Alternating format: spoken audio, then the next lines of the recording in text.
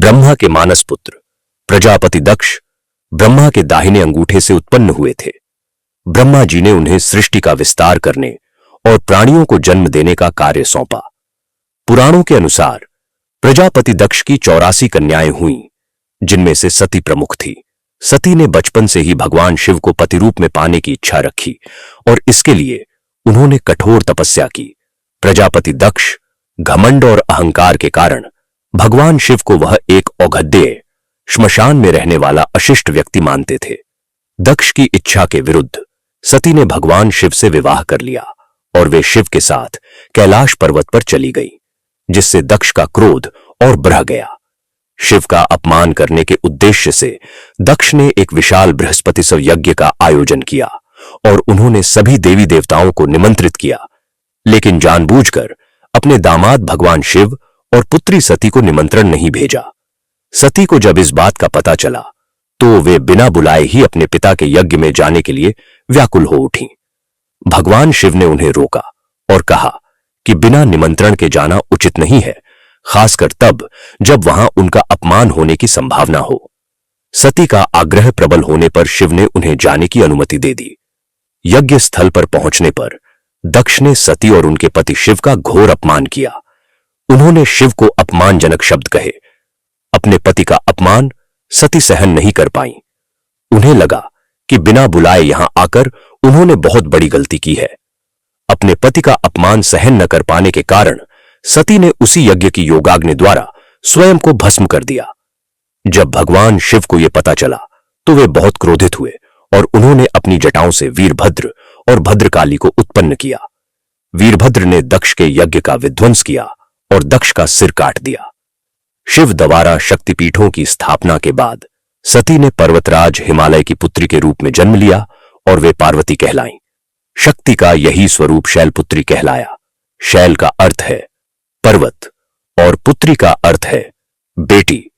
पर्वतराज हिमालय की पुत्री होने के कारण इन्हें शैलपुत्री कहा गया।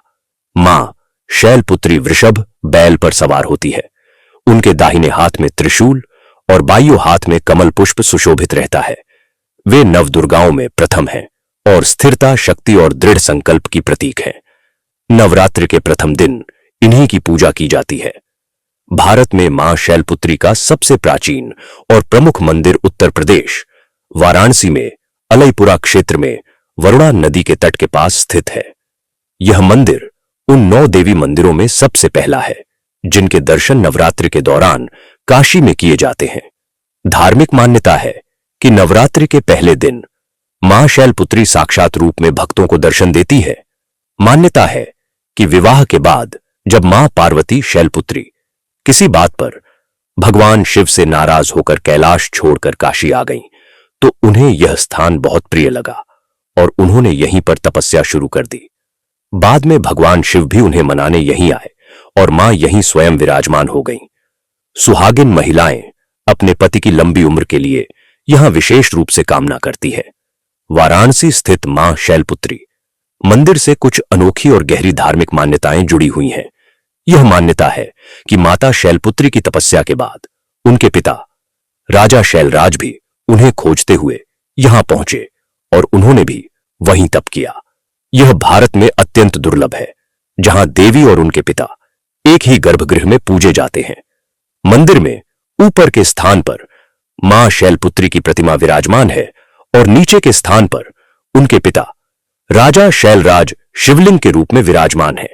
यह मंदिर दांपत्य जीवन में आने वाली समस्याओं को दूर करने के लिए विशेष रूप से प्रसिद्ध है।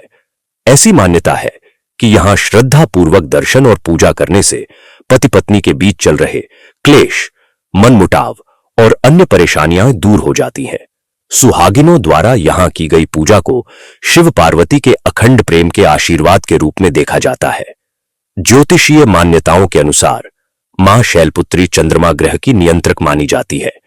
इसलिए जो भक्त इनकी पूजा करते हैं उनके जीवन में चंद्रमा से संबंधित किसी भी प्रकार के बुरे प्रभाव या दोष का शमन होता है। मां शैलपुत्री की पूजा से मानसिक शांति, स्थिरता और सौभाग्य की प्राप्ति होती है। मां शैलपुत्री की कथा हमें यह सिखाती है कि दृढ़ आस्था और तप से बड़े लक्ष्य को प्राप्त किया जा सकता है। ठीक वैसे ही जैसे देवी सती ने बार बार जन्म लेकर भी अपने पति भगवान शिव को प्राप्त किया।